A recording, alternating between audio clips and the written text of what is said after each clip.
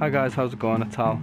Today I'm bringing you some Skulls of the Shogun, which is a turn-based tactics warfare game similar to the likes of Advance Wars or Fire Emblem, except it's not set on a grid, so we'll just jump right in and we'll get to it.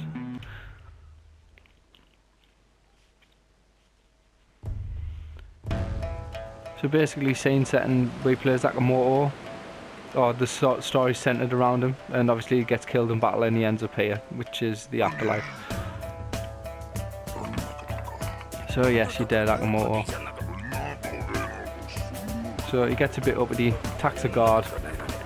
There, look, I'm Emperor Fancy Pants 4 of the Magical Mushroom Kingdom. This game's got an excellent sense of humour, and like some of the characters have like laugh out loud dialogue. So yeah, here we go. This is just setting the scene for the tutorial level. So basically, this white circle is how far I can move, and the smaller one inside of it is how far I've got left to move. So it works in a similar way to like the first-person section of Valkyria Chronicles, where it's got like a stamina bar of how far you can move.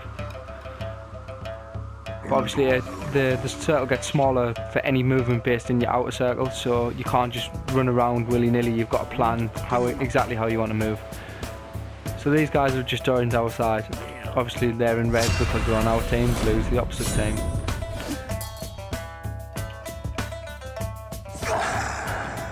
So I can attack someone on my turn, and any movement I've got left I can use up afterwards, again similar to Valkyria Chronicles.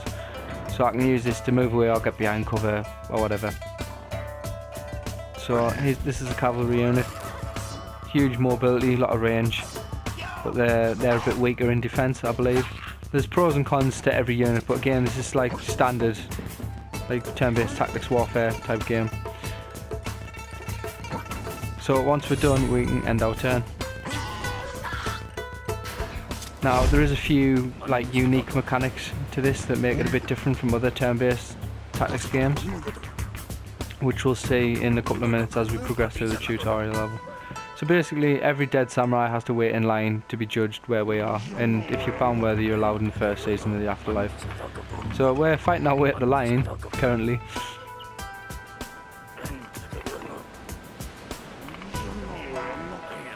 Right, so he's saying hide behind the rocks. Now, obviously, the way it works is obviously you can't attack through rocks, so you can use cover for like line of sight and things. There's also a nice knockback mechanic, which I'll demonstrate here. So if an enemy's near an edge and I attack him in that direction, he'll fall off and it'll be an instant kill. So things to bear in mind for future play. Obviously any instant kill that you can get lowers how much damage your units take over the course of a battle, so it's definitely worth doing.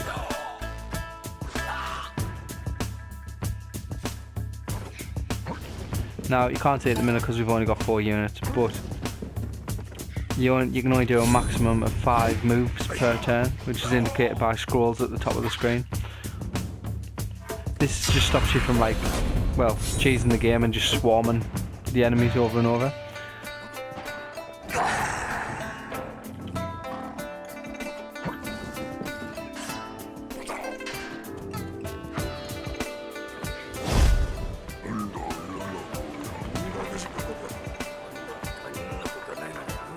They called us dirty run. We aren't even allowed in line, which is just ahead. So here's the line that we've got to wait to be judged. Bottom of the shores of the dead. Approximate wait time from this point, 512 years. What? So obviously Nakamoto isn't very happy. This guy right at the very back of the line has been stood here for 20 years. So basically we're taking matters into our own hands now. Now I realise I've just skipped through that bit of dialogue there, but basically what this guy is yammering on about is some guy who claims to be Nakamoto just told him to be on the lookout for an imposter, which everyone thinks is us. So the plot's basically focused around the idea of like someone's pretending to be us and making out that we're the imposter. 50 rice on Mr. Mustache.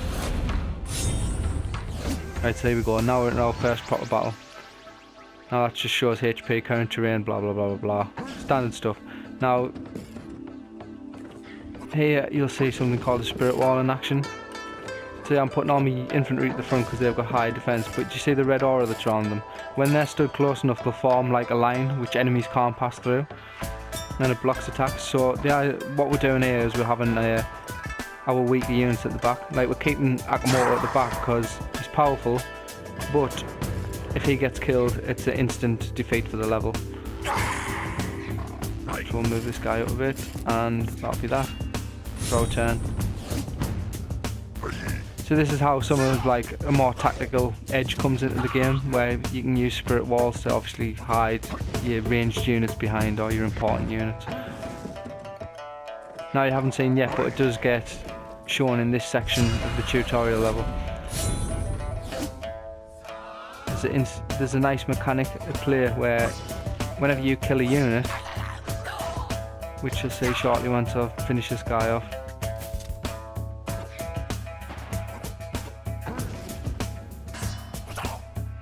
he leaves his skull behind on the battlefield.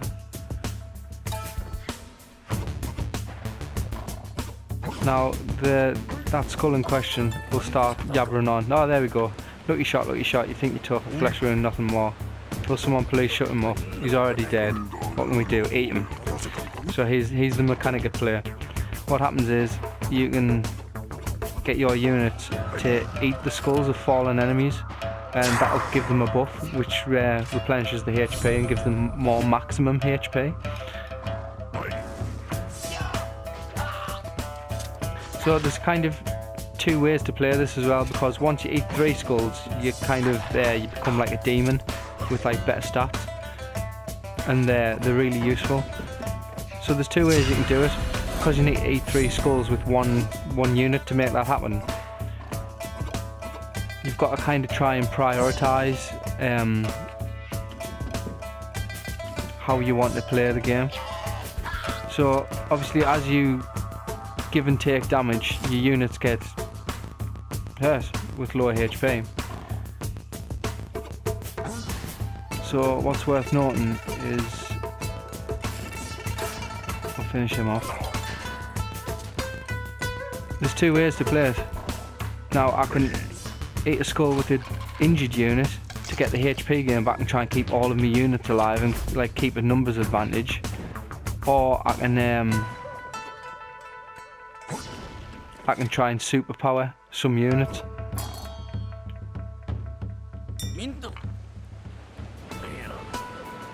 So he's saying he feels alive because he's there, and it's just going over what happens when you eat a skull. Right.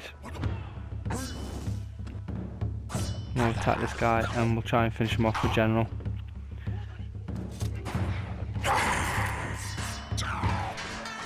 General's a prime target really to try and super buff, because he's got a lot of attack and defense but low HP.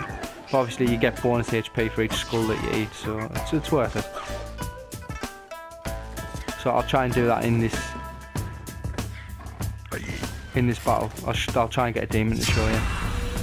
We'll probably do it on our cavalry, since he's already at 1.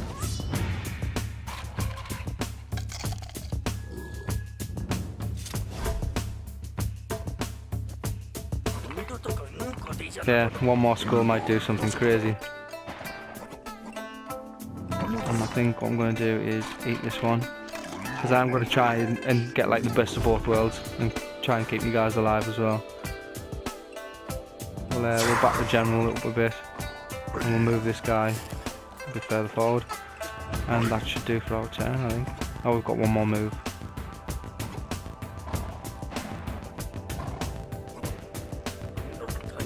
See if we can move this guy, build a wall, and attack that guy in the same move.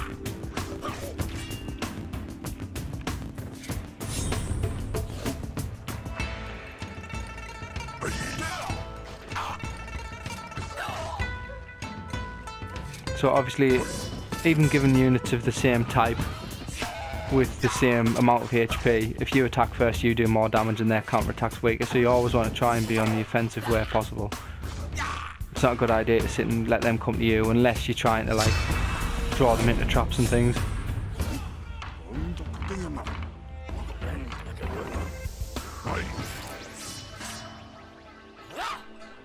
So we'll finish him off. Now our other... There should be a skull around for us to eat. Yep, and this should be the third one needed, and you'll see here you should transform into a demon. There we go. And they're getting extra action each turn. Demon form, son, double the actions, double the fun. So we can now attack again. We'll go on the cavalry because we've got low defense. Boom.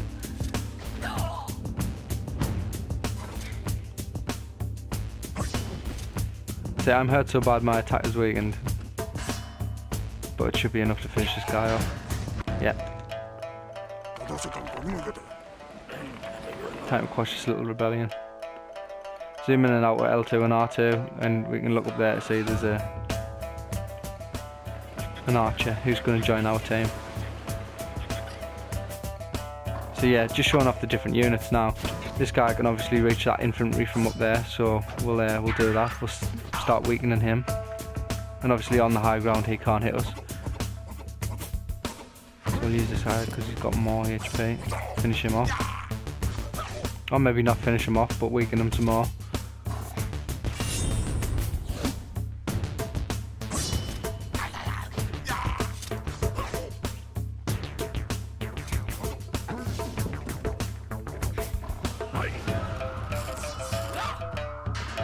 And he's killed one of our units.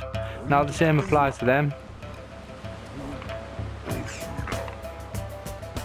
So we can't eat our own team skulls. We can only eat theirs, but they can eat ours, I believe. I'm not 100%, I haven't really played a lot of the game.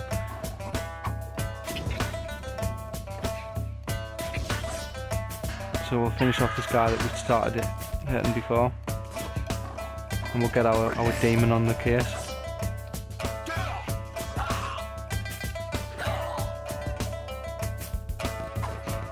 Alright, yeah, he's still got another round. I'll keep forgetting. So there, that just goes to show you the power there. So let's take one of our weakened ones and eat a skull. And we'll get this guy involved to hurt this one. And there we go. Woohoo! So there you go, that's the tutorial level done for the game. And now we get an after battle scene. Well, not scene, but screen rather. That shows us how we did during the battle, and we get extra experience based on how we done things. Like you get more for killing with the general, etc. So yeah, that's the first level out the way, guys. I hope you enjoyed it. Keep watching. I'm going to try and do one level per episode, so stay tuned.